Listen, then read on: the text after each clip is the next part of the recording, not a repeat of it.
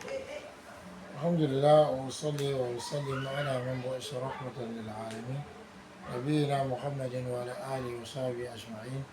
إخوتنا الكرام وأخواتنا الكريمات نواصل درسنا. يقول المصنف حفظه الله: أما ما ورد في الشرع مما يخالف أهل الجاهلية ففي حديث أبي هريرة في الصحيحين وقد سبق ذكره بيان أن اعتقاد أهل الجاهلية في السفر مذموم، وهو شهر من شهور الله لا إرادة له، إنما يمضي بتسخير الله له. Alhamdulillah, chers frères et sœurs, donc on continue avec une autre course sur le mois de Safar. Quant à ce qui a été rapporté dans la législation qui contrarie ce que les gens du paganisme faisaient,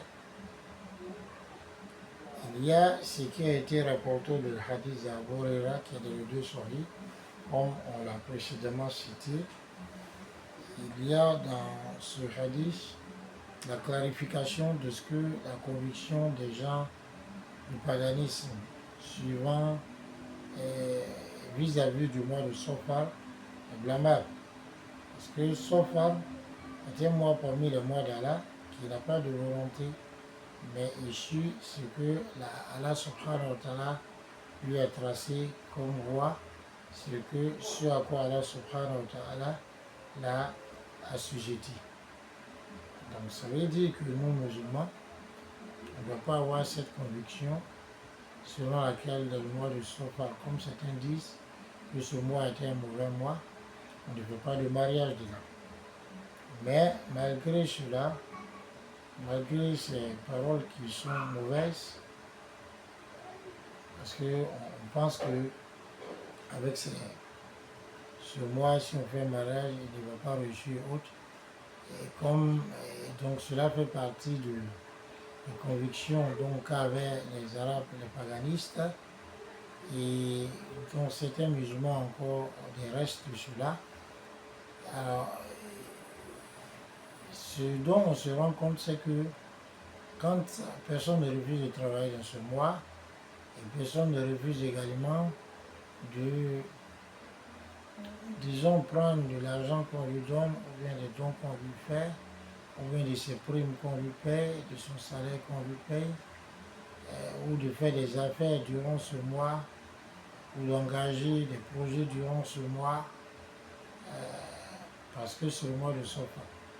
Donc ce qu'on doit comprendre, c'est que le temps appartient à Allah, et c'est Allah qui en fait ce qu'il veut. Donc ce qui est mauvais, ce qui est un mauvais mois, ou un mauvais jour, une mauvaise année, c'est toute année ou tout mois, ou tout jour, ou toute période durant laquelle on s'éloigne d'Allah par notre désobéissance, et que par cela on provoque la colère d'Allah subhanahu wa ta'ala. C'est ce mois-là, ou cette année-là, ou ce jour-là, ou ce moment-là qui est mauvais. Donc si on adore Allah subhanahu wa ta'ala durant des moments, donc il n'y a pas quelque chose qui est mauvais. Donc le mois ou l'année où la période va devenir mauvaise à cause de ce qu'on va y faire. Mais le mois lui-même ne renferme pas de mal ou du bien en lui-même. On ne peut pas produire du bien ou du mal lui-même.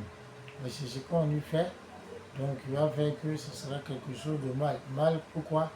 Parce qu'il sera un témoin contre nous pour le mal qu'on aura accompli dedans.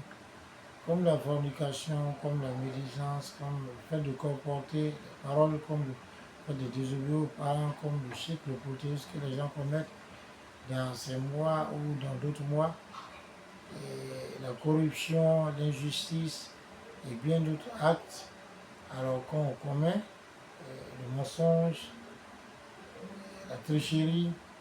Donc ce sont ces actes-là, que ce soit des paroles ou des convictions ou des actes même très qu'on pose avec nos différents membres, qui sont interdits par Allah, par son message sallallahu alayhi wa sallam, qui sont donc de la désobéissance, qui provoquent la colère d'Allah. C'est ça donc qui va faire du mois un mauvais mois ou un mauvais mois. Parce que il y a un châtiment qui nous attend si on ne s'est pas repenti. C'est aussi donc par nos bonnes actions, notre obéissance à Allah, que ce mois ou tout autre mois, ou alors un jour ou un moment va devenir quelque chose de bon. Donc il est important de comprendre ces choses.